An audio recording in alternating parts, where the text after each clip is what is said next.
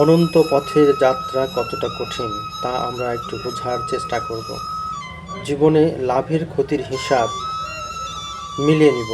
কবরস্থানে যখন জিয়ারত করতে আমরা যাই, তখন বোঝা যায় যে সমস্ত মৃত ব্যক্তিরা শায়িত আছেন, পৃথিবীতে কি করে গেছেন, কি রেখে গেছেন, সেগুলো কি হচ্ছে, কেউ কি আশেপাশে দেখতে আসে? আমাদের এ জীবন বড় অদ্ভুত, বৈচিত্র্যময়। আমার বাড়ি, গাড়ি, টাকা পয়সা, মায়া মমতা, আত্মীয় স্বজন, কতই না আত্ম অহংকার নিয়ে আমরা চলি। জীবিত অবস্থায় মৃত পরকালের কথা না ভেবে কিভাবে অনেক অনেক ধন সম্পদ আমরা সংগ্রহ করতে পারবো, এ চিন্তা নিয়ে আমরা সবসময় ব্যস্ত থাকি। হাইরে জীবন, একবার ভাবুন তো, জীবনে একবার হলেও চেষ্টা করবেন কোনো মৃত ব্যক্তিকে গোসল করাবেন। তখন বুঝতে পারবেন একজন মৃত ব্যক্তি কতটা অসহায়। মৃত্যুর পর মানুষের দেহটা কতটা ভয়ের কারণ হয়ে দাঁড়ায়। সুযোগ পেলে রাতে লাশটা পাহারা দিবেন, তাহলে বুঝতে পারবেন প্রিয় মানুষটার লাশ ওই রাতে কতটা অদ্ভুত লাগে, কতটা আতঙ্কের কারণ হয়ে যায়।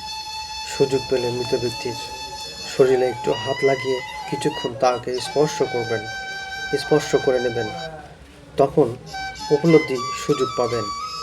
বিশাল প্রভাব প্রতিপত্তি মৃত্যুর পর কতটা নির্যাতনের রূপ নেয়।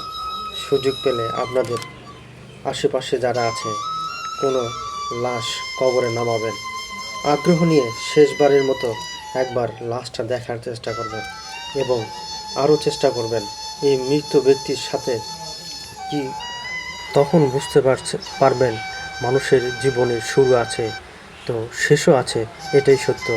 মানুষ যখন জীবিত থাকে তখন সে নিজেকে দেহ, রূপ, সৌন্দর্য আর গৌরব নিয়ে ঠিকই করে, কিন্তু মৃত্যুর কথা সে ভাবে না। মৃত্যুর পর দেহ থেকে আত্মা বিদায় নেয়, আর তখনই শুরু হয় এক অবর্ণনীয় পরিবর্তন। জীবনে আলো নিভে যাওয়ার সঙ্গে সঙ্গে শরীরের কোষগুলো মরতে শুরু করে, রক্ত চলাচল বন্ধ হয়ে যায়, অক্সিজেন পৌঁছায় না দেহে। 1 ঘন্টার মধ্যেই চামড়া ফ্যাকাশে হয়ে ওঠে, ঠান্ডা হয় শরীর। মৃত্যুর 24 ঘন্টা পেরিয়ে গেলে শরীরে পোকার আক্রমণ শুরু হয়, বিশেষ করে নাক, মুখ, চোখ, কান।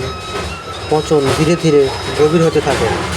একসময় সে দেহটি যা নিয়ে এত অহংকার বা অনেক রকমের স্পর্শ করত, চায় পরিবারের প্রিয়জনেরাও চায় দ্রুত মাটি হোক। সেই সুন্দর মুখশ্রী মিশে যায় ধুলোয়, হয়ে যায় হাড় গোড় আর কিছু স্মৃতি।